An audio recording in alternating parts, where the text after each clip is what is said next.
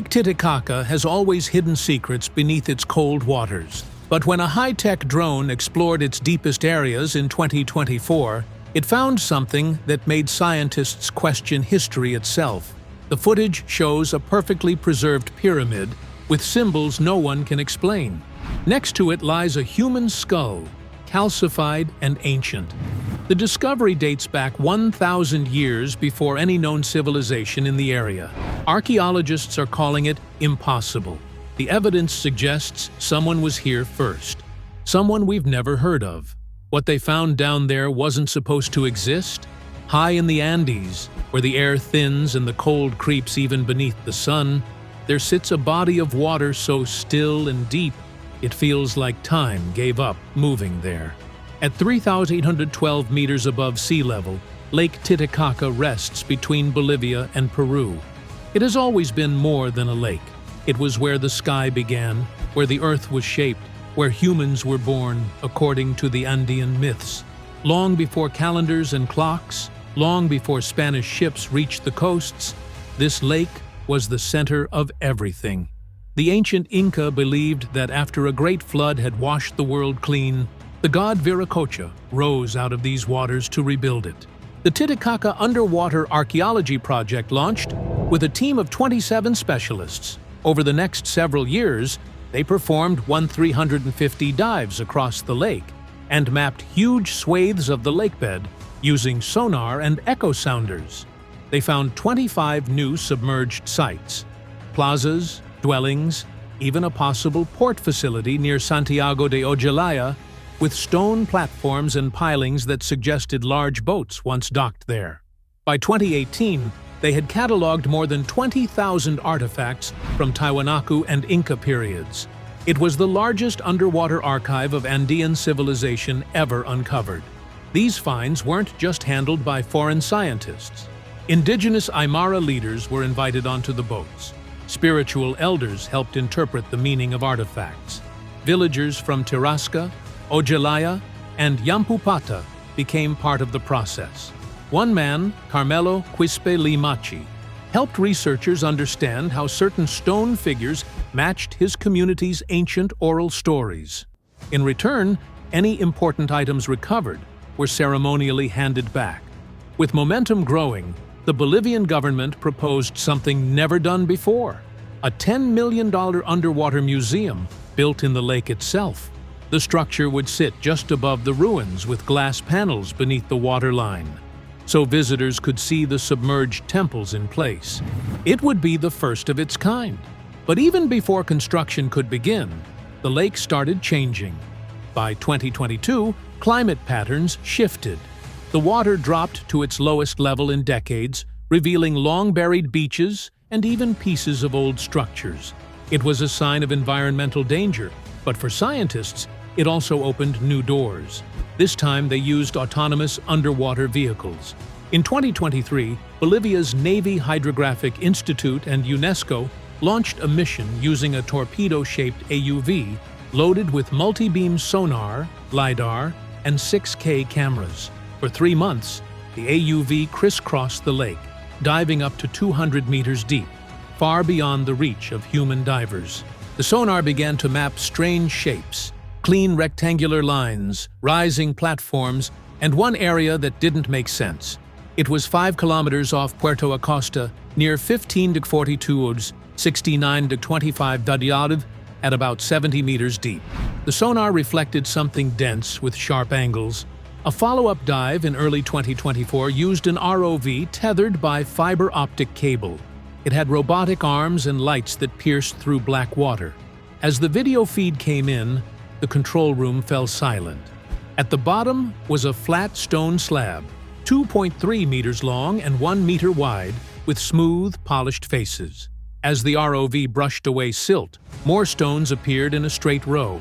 A step pyramid rose behind them, made of 3 terraces, each about 1.5 meters high, forming a square base 30 meters wide. It was aligned almost exactly north-south. Beneath the lake, covered in silt and thyme, was an entire ceremonial complex. Roads stretched into the lakebed, leading to plazas and platforms. Some roads even mirrored the layout of Inca causeways, but were clearly older.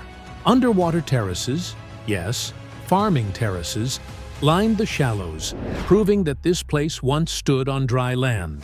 This wasn't a ruin left by the Incas. Carbon dating placed the structures between 1,000 and 1,500 years old.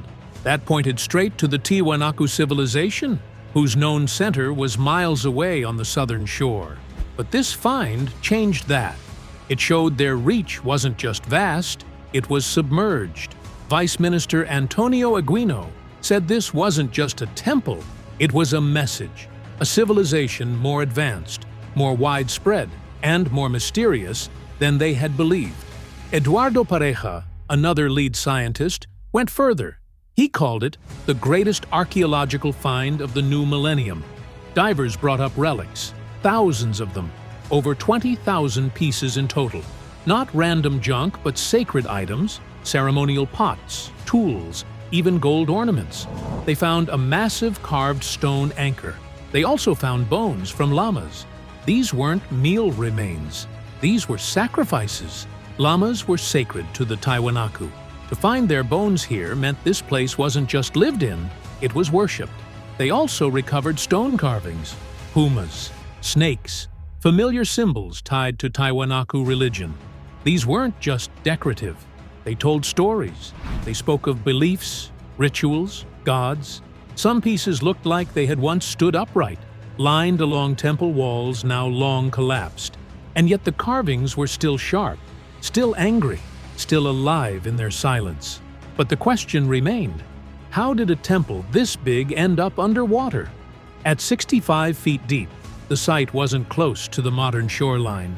Something massive must have happened. One theory was an ancient earthquake, perhaps strong enough to tilt the land or crack the basin. On the island of the Sun, traditional leaders were outraged. They hadn't been told that strangers would be disturbing the sacred water. The expedition was paused, not for legal reasons, but out of spiritual necessity.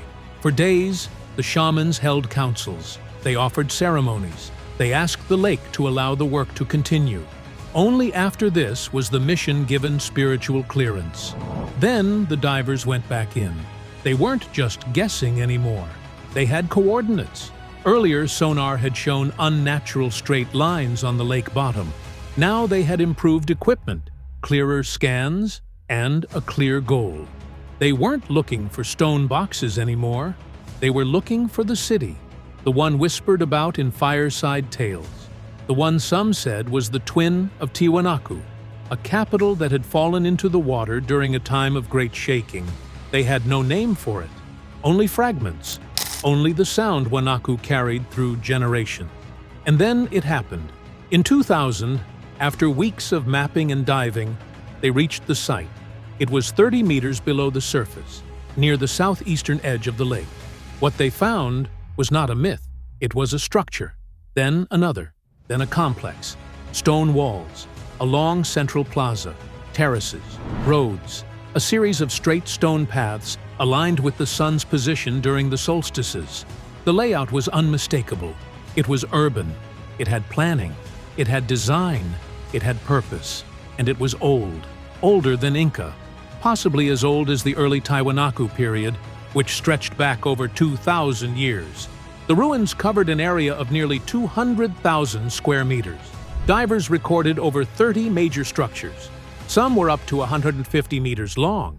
Others saw it as a theater for rituals. Either way, it had meaning. The underwater team treated the site with extreme care. Every brush stroke, every camera angle, every artifact was logged. No commercial dig, no rushing, just slow, respectful science. Still, the emotional impact was real. Seeing a carved puma head rise from the mud after 1,000 years wasn't just archaeology, it was resurrection. The project changed how Bolivia viewed its past. Before, most focus stayed on Tiwanaku's dry ruins, but now, the idea of an underwater capital opened doors to new possibilities. Other teams began planning follow-up dives, more sonar scans, more expeditions. Some hoped to map the entire underwater ridge near Copacabana. Others wanted to search the deeper stretches near the island of the moon. The temple had started something, It had turned whispers into questions, questions into research, research into revelation. By the end of the year, the site had gained global attention. Universities requested access to the footage. Museums offered funds for preservation. Journalists came and went, but the lake kept its secrets. They first thought it was just a broken temple at the bottom of a lake. But as the months passed and more dives followed, the mystery kept growing instead of shrinking. It started in the early 2000s, when divers working with the Bolivian government and international archaeologists began mapping the ruins discovered in Lake Titicaca. The grid dives confirmed something deeper was going on. That underwater temple wasn't alone.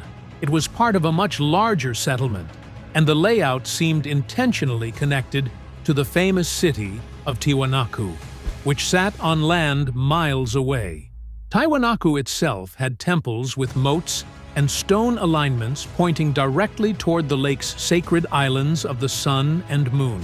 But stories, rituals, and memories, they offered gold, seashells, and even blood to whatever they believed lived beneath those waves. For them, it wasn't just water, it was a spirit. It was where gods walked. Every ripple could be a message, every storm could be a warning, every calm morning could be a blessing. But the lake holds more than myths. Whispers passed from one Aymara or Quechua generation to the next tell of something else. A city, an ancient city that once stood proud by the lake, but sank into its cold embrace after some unnamed disaster. They called it Wanaku, the city of spirits. Some said it vanished in a single night. Others said it was taken as punishment by the gods. Fishermen claimed that on silent, moonlit nights, they could see the tops of stone columns beneath the water. Others swore they heard bells ringing faintly, as if a city below still lived in its own forgotten time. When the Spanish came, they listened to these tales. Some mocked them. Others took them very seriously. They asked questions. Where was the treasure? Who buried it? Why would gold be thrown into a lake? The idea of hidden riches beneath the surface gave birth to new stories. The Atlantis of the Andes, a place where temples of gold now slept, just out of reach. And for hundreds of years, no one could prove any of it true or false. The lake was too deep, the cold too dangerous. The myths were all that remained. Then, in 1968, something changed. Jacques-Yves Cousteau, the famous ocean explorer, decided to find out for himself. He didn't come for gods or stories. He came for evidence. His team brought diving equipment never before used at such a high altitude. Lake Titicaca sits at a place where even breathing becomes hard. The pressure there is 40% lower than at sea level. That made every breath, every dive, every minute underwater a fight. But they went in anyway. Cousteau and his divers explored the depths, filming everything they could. They didn't find mountains of gold. What they did find was just as strange. Huge frogs, dozens of them, some almost 50 centimeters long, some weighing more than a kilogram. Their skin looked like wrinkled cloth. These weren't normal frogs. They were Titicaca water frogs, a species adapted to the lack of oxygen by growing folds of skin to absorb more from the water. When disturbed, they puffed up and kicked away, looking more like underwater toads from another planet. Cousteau showed them to the world and called them the largest frogs on Earth. It wasn't what he expected, but it was something unforgettable. And it wasn't all he found. As his team swam near the island of the sun and other sacred spots, initial dating pointed to a time between 500 BC and 200 BC. If that proved true, this site would be nearly 1,000 years older than Tiwanaku. It could be linked to cultures like Chiripa or Pucara, which existed before written history began in the Andes. This wasn't just another ruin. It was something that could reset the entire timeline of highland civilization. It had writing, or something close to it. It had advanced stonework. It had geometry. It had death. When the footage leaked in 2024, headlines screamed about a lost pyramid, Atlantis of the Andes, secret civilizations. The scientists involved tried to calm things down. Christophe Dallaire, one of the lead archaeologists, told Bolivian reporters, "We have terraces and blocks, that is certain, but more research is needed." A larger expedition is planned for 2025. Still, behind closed doors, the experts are amazed. One of them, sonar technician Christophe Guérienne, summed it up best.